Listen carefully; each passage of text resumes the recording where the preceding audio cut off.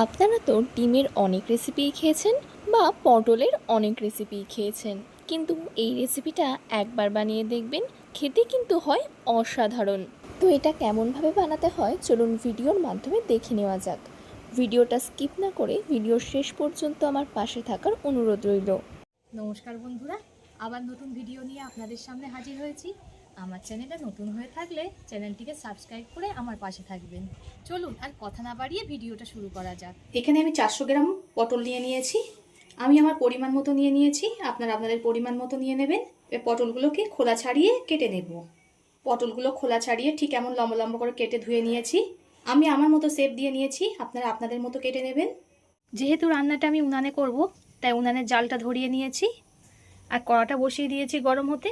কড়াটা গরম হয়ে গেছে, এবার কড়ার মধ্যে দিয়ে দেব সর্ষের তেল।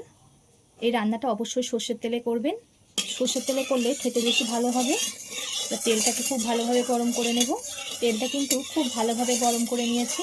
এবার কেটে রাখা পটলগুলো দিয়ে দেব ভাজার জন্য। আর লম্বা করে মাঝারি সাইজের দুটো আলু কেটে নিয়েছি, সেটাকেও দিয়ে দেব।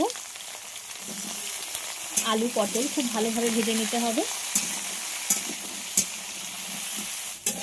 আলু আর পটল খুব ভালোভাবে ভাজা হয়ে গেছে, এবার নামিয়ে নেব। কড়ার মধ্যে আবার একটু সর্ষের তেল দিয়ে দিলাম। গরম তেলের মধ্যে দিয়ে দিলাম অল্প করে জিরে। ফোড়ন থেকে সুন্দর একটা মিষ্টি গন্ধ বেরালে একটা বড় সাইজের পেঁয়াজ কুচি দিয়ে দেব। পেঁয়াজটাকে কিন্তু একদম মিহি করে কুচিয়ে নিয়েছি।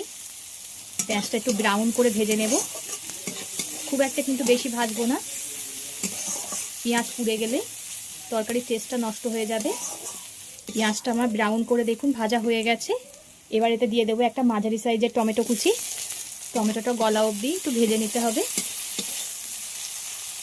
দিয়ে দেবো অল্প করে লবণ। এই লবণটা দিলে টমেটোটা খুব তাড়াতাড়ি গলে যাবে আর সুন্দর কষাও হয়ে যাবে। ভাজতে ভাজতে দেখুন টমেটোটা সুন্দর গলে গেছে।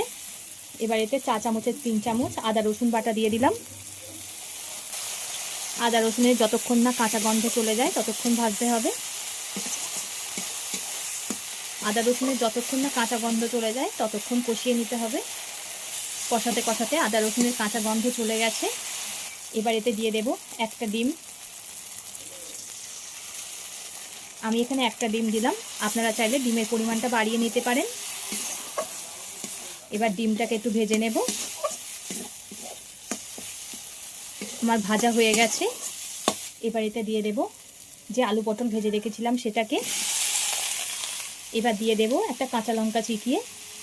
ঝালটা আপনারা স্বাদ মতো ব্যবহার করবেন, যে যেমন ঝাল খেতে পছন্দ করেন। এই লঙ্কাটায় খুব ঝাল, তাই আমি একটাই দিলাম। এবার এতে দিয়ে দেব স্বাদ মতো লবণ, পরিমাণ মতো দিয়ে দেব হলুদ গুঁড়ো, দিয়ে দেব এই চামচের মাপ করে 1/2 চামচ ধনিয়া গুঁড়ো, সম পরিমাণ দিয়ে দেব জিরে গুঁড়ো। খুব ভালো করে কষিয়ে নেব। এই সব কিছু বাড়ি থাকা মশলা দিয়েই হয়ে যায়, কিন্তু খেতে অসাধারণ লাগে বন্ধুরা। ভাত, রুটি, পরোটা যে কোনো কিছু দিয়েই একেবারে জমে যাবে। আপনারা তো পটলের বা ডিমের অনেক রেসিপিই খেয়েছেন, এইভাবে ডিম দিয়ে পটল একবার রান্না করে খেয়ে দেখবেন, খুবই ভালো লাগে।